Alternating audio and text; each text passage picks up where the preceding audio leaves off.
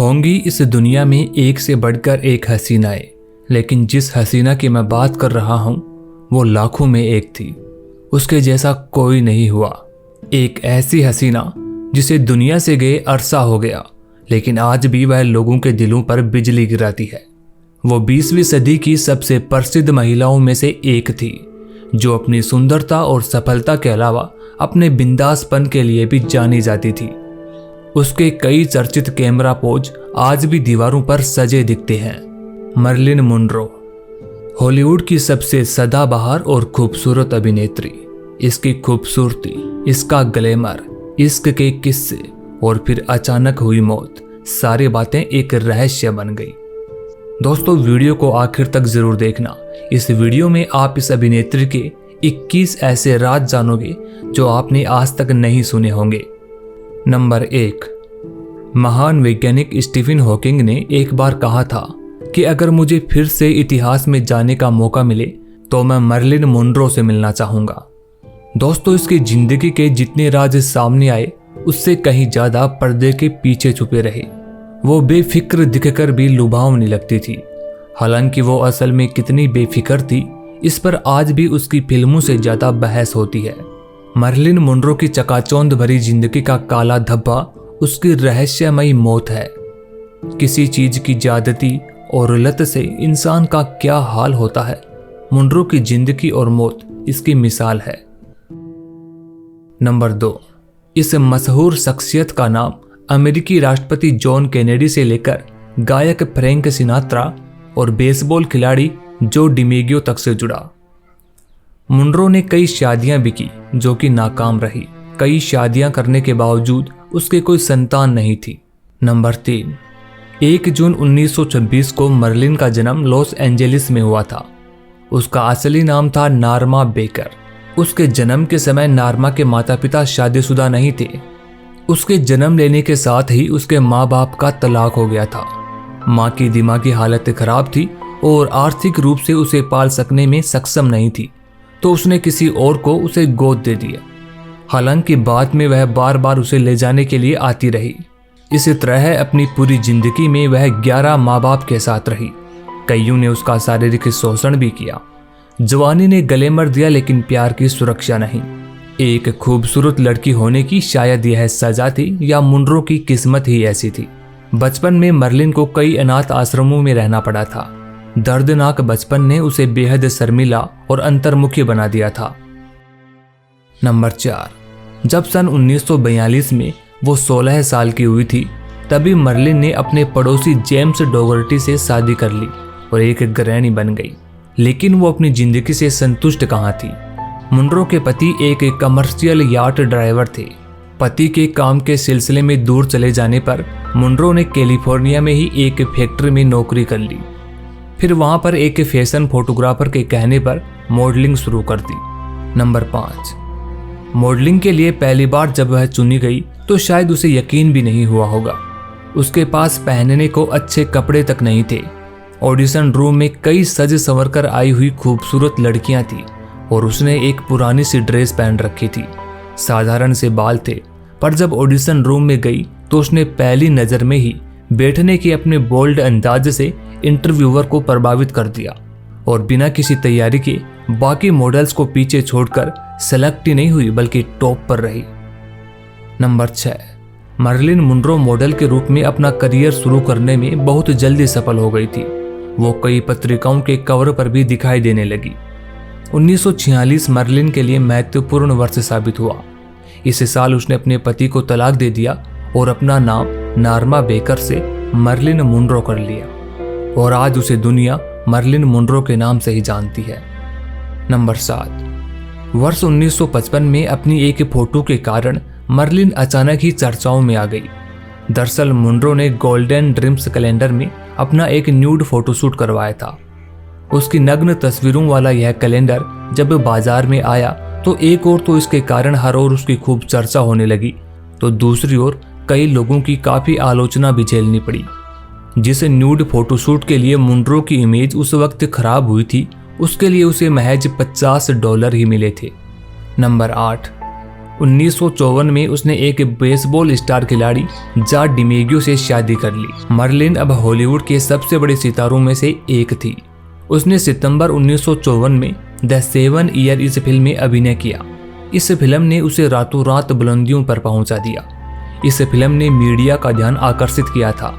1956 में bus stop film के लिए गोल्डन ग्लोब सर्वश्रेष्ठ अभिनेत्री पुरस्कार के लिए वह नामांकित हुई और 1959 में समथिंग लाइक इज हॉट के लिए गोल्डन ग्लोब भी जीता। नंबर 9, मुनरो के दौर की बाकी अभिनेत्रियों एलिजाबेथ टेलर, डेबी रेनॉल्ड्स और जेन रसेल की तरह वो कभी बुजुर्ग नहीं हुई। उसकी खूबसूरती एक पैमाना बन गई। उसके भूरे बाल, अलसाई आंखें और दिलकश मुस्कान उसके किरदार को बाकी सबसे अलग करती थी। इसलिए उसकी मौत के बाद भी उसे ब्यूटी आइकन या ब्यूटी लीजेंड जैसे खिताबों से नवाजा गया। नंबर 10, शायद आप यकीन न करें पर अपनी खूबसूरती के लिए मशहूर मुनरो ने प्लास्टिक की सर्जरी करवाई थी। भले ही वह पर्दे पर बेहद खूबसूरत थी, लेकिन असल में मुनरो के चेहरे पर बाल थे। उसके प्रोड्यूसर डायरेक्टर इसे हटवाना चाहते थे, पर मुनरो ने ऐसा करने से साफ मना कर दिया। इसलिए कई फिल्मों में मुनरो को बहुत नजदीक से शूट नहीं किया जाता था और खास लाइट इफेक्ट दी जाती थी। पर अपने एजेंट जॉनी हाइड के कहने पर नोज और चिन यानी नाक और ठुड्डी की प्लास्टिक सर्जरी करवाई थी। नंबर 11 है, अमेरिका के मशहूर वाल्डार्प एस्टोरिया होटल की एक कागज पर भी मर्लिन मुनरो ने अपने दिल का हाल लिखा। उन्होंने कहा कि उन्हें बार बार वादा करके खुद को बांधना नहीं चाहिए। वो खुद को समझाती है कि उनके पास किसी चीज की कमी नहीं। उन्होंने ये भी कहा कि एक्टिंग के लिए जरूरी अनुशासन और तकनीक की कमी है जो उन्हें सीखने की जरूरत है। आगे वो लिखती है कि मैं हमेशा किसी की बीवी होने से डरती रही हूँ क्योंकि मुझे पता है कि कोई किसी और को प्यार नहीं कर सकता।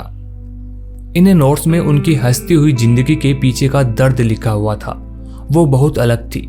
उनकी कशिश उन्हें अलग बनाती थी। नंबर 12 है, मर्लिन मुनरो की एक और यादगार छवि 1962 में तब उभर कर सामने आई जब उसने अमेरिकी राष्ट्रपति जॉन एफ कैनेडी के लिए खास तौर से हैप्पी बर्थडे गाया। तब उसकी लहरदार ड्रेस एकदम जमीन को चूमती हुई नजर आ रही थी।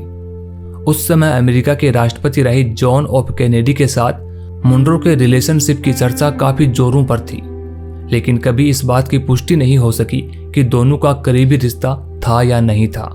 यही नहीं बल्कि दोनों की केवल एकमात्र असली फोटो ही साथ साथ में थी।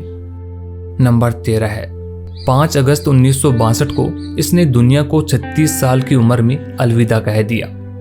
भला 36 की भी कोई उम्र होती है मरने की?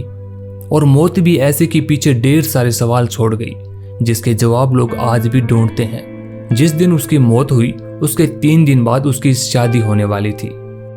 नंबर 14 है, मर्लिन मुनरो की मौत के बारे में कहा गया कि उसने आत्महत्या की, लेकिन मौत का सवाल कभी सुलझ नहीं पाया।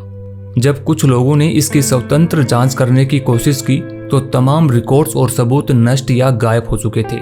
उस वक्त जो कुछ भी सामने आ रहा था वो ये कह रहा था कि ये खुदकुशी नहीं बल्कि एक मर्डर है। मुनरो की मौत आज भी पूरी दुनिया के लिए रहस्य बनी हुई है।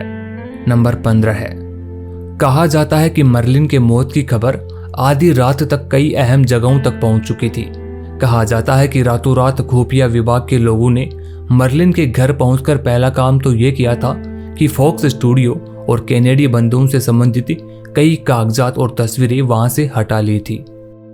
नंबर 16 है, हॉलीवुड सुपरस्टार के निधन के बाद एक महिला क्राइम रिपोर्टर फ्लोरा बेल मुइट ने मर्लिन के घर की आखिरी 3 दिनों की टेलीफोन कॉल रिकॉर्ड निकलवाने की कोशिश की, लेकिन उसे बताया गया कि ये रिकॉर्ड्स फेडरल एजेंट्स ले जा चुके हैं, उनके पास कुछ भी नहीं है। कुछ और रिपोर्टर्स ने भी इसे तलाशने की कोशिश की, लेकिन ये रिकॉर्ड नहीं मिले। मर्लिन मामले की जांच कर रही एक और पत्रकार होडा होपर को हॉलीवुड एक्टर्स के निधन के 5 दिन बाद चिट्ठियों का एक बंडल मिलता है। ये पत्र मर्लिन और कैनेडी बंधुओं के बीच आपस में लिखे गए थे। मर्लिन के शरीर के कुछ नमूने टेस्ट के लिए लिए गए थे, लेकिन वो लैब में संदिग्ध स्थितियों में गायब हो गए थे। नंबर 17 है, मर्लिन की मौत का रहस्य सुलझा भी नहीं था कि 1 साल बाद ही राष्ट्रपति जॉन एफ कैनेडी की हत्या हो जाती है। मर्लिन की मौत के बाद भी उस पर राजनीति होती रही। अमेरिकी राष्ट्रपति जॉन एफ कैनेडी की मौत हो जाने के बाद जब उनके छोटे भाई रॉबर्ट कैनेडी ने उपराष्ट्रपति बनने के लिए चुनाव लड़ा तो उनकी विपक्षी पार्टियों ने मर्लिन की मौत को मोहरा बनाकर पूरे देश में चोरी छिपे तरीके से लाल रंग की एक छोटी सी किताब को देश भर में आग की तरह फैला दी। इस किताब के ऊपर लिखा हुआ था मर्लिन की रहस्यमयी मौत। नंबर 18 है। ऐसे कई सवाल थे जिनका जवाब हर कोई जानना चाहता था। क्या मर्लिन की मौत एक सोची समझी साजिश थी?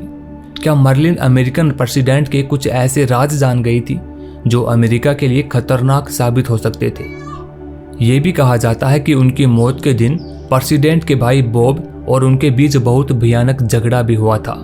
नेटफ्लिक्स की documentary the mystery of Marilyn Monroe में दिखाया गया है कि मुनरो की मौत की रात करीब 2-3 बजे बॉब ने फ्लाइट पकड़ने के लिए एक हेलीकॉप्टर से एयरपोर्ट के लिए उड़ान भरी थी।